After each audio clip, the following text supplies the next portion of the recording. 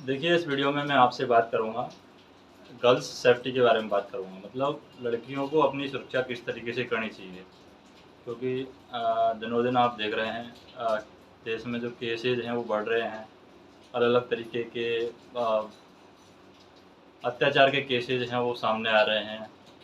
लड़कों के द्वारा अत्याचार किया जा रहा है या फिर इस तरीके से कोई भी मेंटल हेल्थ प्रॉब्लम हो सकती है लड़कों को, या फिर जिस तरीके से रहते हैं कि फ्री लोग रहते हैं जिनको कुछ काम नहीं है, मतलब उनका कुछ टारगेट नहीं है, उनका कुछ इस तरीके का सोच नहीं है कि हमें सोसाइटी के लिए क्या करना चाहिए, अपने परिवार के लिए क्या करना चाहिए, अपने देश के लिए क्या करना चाहिए। वो किसी भी हद तक गिर सकते हैं, मतलब वो किसी भी सिचुएशन तक जा सकते हैं जिसकी कोई कल्पना नहीं की जा सकती। जैसे आप बहुत सारे केसेज़ में ऐसे देख रहे हैं कि दिल्ली में भी मतलब एक लड़के ने एक लड़की का माथा फोड़ के हत्या कर दी। कहीं पे पब्लिक में सरेआम चाकू मार के हत्या कर देते हैं। तो उनके माइंड की एक्टिविटी उस समय क्या रहती होगी, वो आप कल्पना कर सकते हैं। किस तरीके के वो लोग रहते होंगे।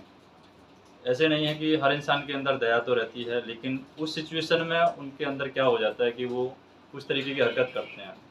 तो पहली बात तो जहाँ तक मुझे लगता है, या फिर जो सिचुएशंस हैं, जो स्टडी बताती हैं, बहुत सारी स्टडीज़ हैं, वो डिफरेंट स्टडीज़ हैं, वो बताती हैं कि जहाँ तक मुझे लगता है ऐसी सिचुएशन में, एक तो इंसान के पास में टारगेट नहीं रहता।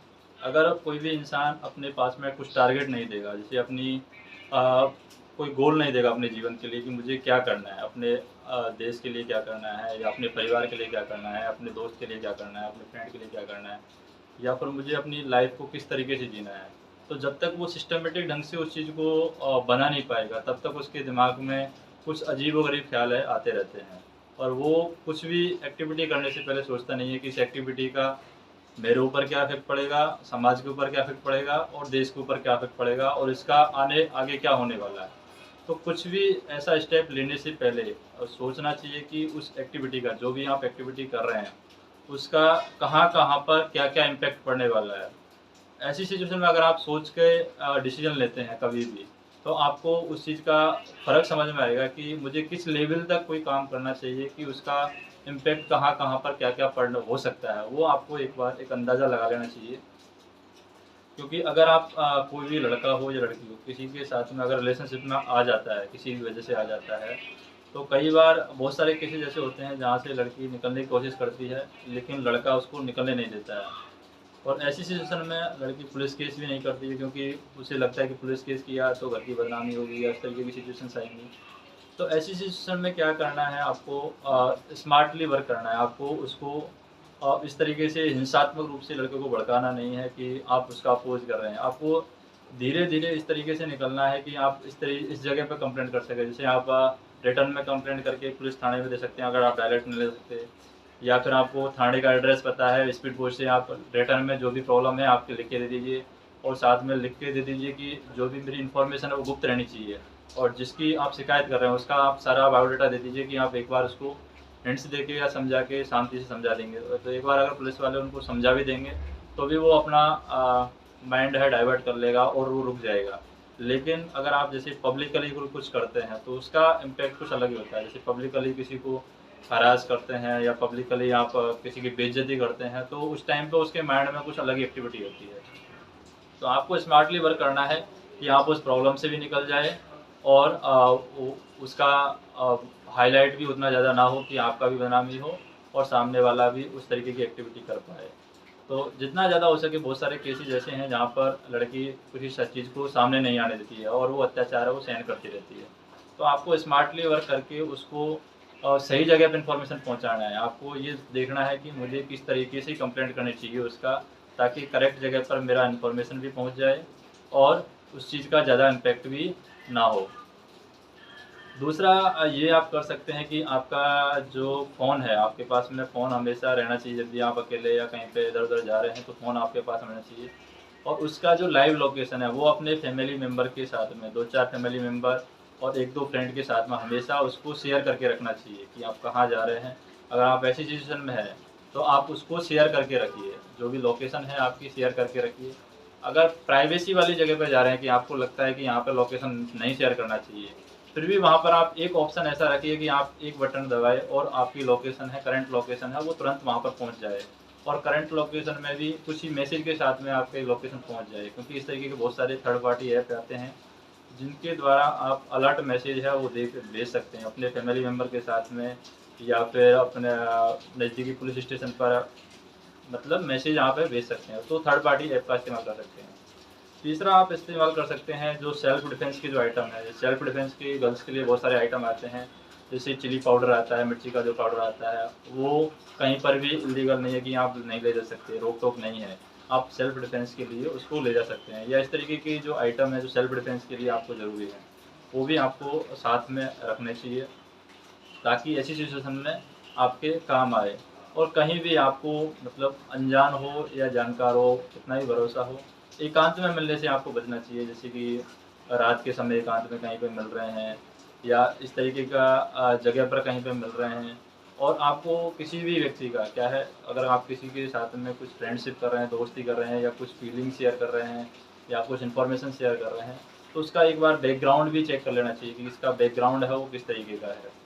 तो मतलब कि आपको मतलब एक्स्ट्रा प्रिकॉशंस लेने चाहिए, एक्स्ट्रा सुरक्षा है वो आपको लेनी चाहिए। जिस तरीके का माहौल है, उसमें एक्स्ट्रा प्रिकॉशंस लेना चाहिए, और जितना हो सके उतना लोगों से दुश्मनी है वो हाई लेवल पे नहीं करना चाहिए। मतलब जितना हो सके उस मामले को जल्दी से जल्दी और स्मार्ट वे में शांत करने की कोशिश करना चाहिए। तो उससे क्या है, थोड़ी-सी चीज़ें नॉर्मल होने के चांसेज़ हैं वो बढ़ जाएँगे। और काफ़ी बार जैसे कि मान लो आप रात में कहीं पे ट्रैवल कर रहे हैं, तो जैसे ऑटो से आप ट्रैवल कर रहे हैं, रात का समय है और आप अकेले ट्रैवल कर रहे हैं ऑटो से, तो सबसे पहले क्या कीजिए, आप ऑटो का या जो कार है या जिस भी साधन से आप ट्रैवल कर रहे हैं, उसका नंबर नोट कर लीजिए। नंबर नोट करके उस ऑटो वाले के सामने ही वो नंबर आप फैमिली मेंबर्स के साथ में शेयर कर दीजिए कि मैं इस ऑटो के साथ में, ये नंबर है उसका, मैं इस ऑटो के साथ में आ रही हूँ। तो वो ऑटो वाला है, कार वाला है, वो समझ जाएगा कि अगर इसके साथ में कुछ भी गलत हुआ, तो सबसे पहले मेरे से इंक्वायरी होगा, क्योंकि मेरी गाड़ी के नंबर हैं उनकी फैमिली वालों के पास में है। तो इस तरीके से आप स्मार्ट वे में वर्क करके जो सेल्फ डिफेंस की चीज़ें हैं, जो सुरक्षा की चीज़ें हैं, उनका स्टडी करके आप इस तरीके से स्मार्ट क्या है एक्शन ले सकते हैं। और स्मार्ट एक्शन से आप क्या है अपनी लाइफ में थोड़ा-सा एक्स्ट्रा प्रिकॉशंस लेकर के सुरक्षित रह सकते हैं, क्योंकि माहौल जो है वो कहीं पर भी किसी भी तरीके का सिचुएशन हो सकता है। तो उस सिचुएशन में आप किस तरीके से एक्ट करेंगे, किस तरीके से आप उसको हैंडल करेंगे, ये बहुत ज़रूरी है। तो उम्मीद है कि आप इन चीज़ों को फ़ॉलो करेंगे और इन चीज़ों से समझेंगे।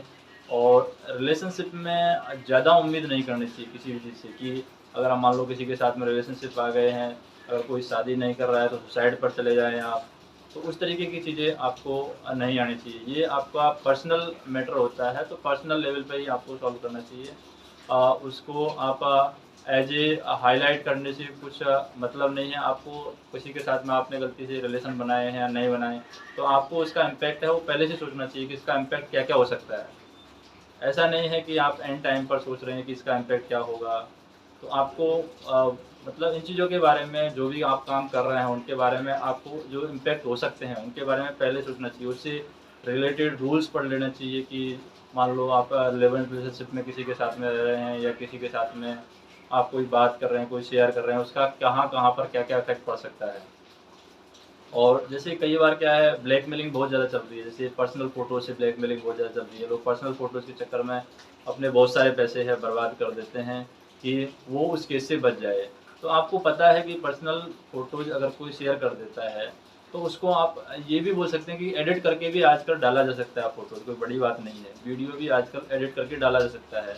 तो आपकी उसमें उतनी ज़्यादा बदनामी नहीं होगी। अगर आपके ऊपर कोई विश्वास है, आप सही हैं, तो उस बदनामी से आप मत डरिए, क्योंकि अगर आप ब्लैकमेलिंग में भी आप फँसेंगे, तो वहाँ पर भी आप सुसाइड तक पहुँच सकते हैं। तो ब्लैकमेलिंग का भी शिकार आपको नहीं होना है, उसका खुल कर के आप सीक्रेटली कंप्लेंट कर दीजिए, साइबर क्राइम पे कंप्लेंट कर दीजिए, और कहीं भी कर दीजिए।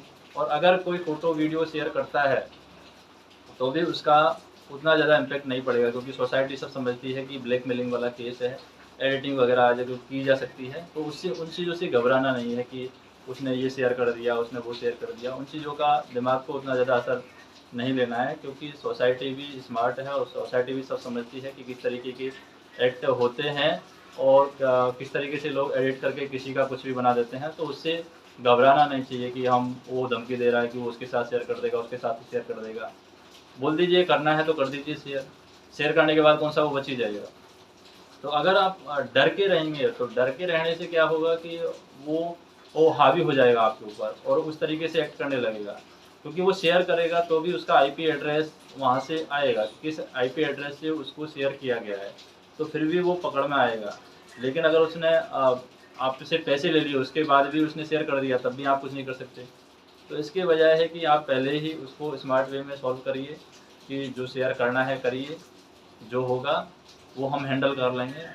पुलिस है, प्रशासन है, जो भी है उसके द्वारा कोई, क्योंकि कोई भी चीज़ है देश में, जिस देश में आप रह रहे हैं, कोई भी चीज़ है उसमें कानून से बड़ी कुछ नहीं है, और कानून में जो चीज़ें दी हुई हैं उनका आप पूर्ण रूप से इस्तेमाल करिए और कानून के रूप में जागरूक रहिए, क्योंकि बहुत सारी चीज़ें हैं जो कानून के रूप में अगर आप जानकारी रखोगे तो बहुत सारी चीज़ों से आप बच जाओगे। बहुत सारे जो फैक्ट हैं, बहुत सारे जो इलीगल चीज़ें हैं, बहुत सारी जो परेशानियाँ होने वाली हैं जीवन में, उनसे आप बच जाओगे। अगर थोड़ा-थोड़ा भी कानून का अगर आप नॉलेज रखोगे तो उन चीज़ों से आप बच जाओगे।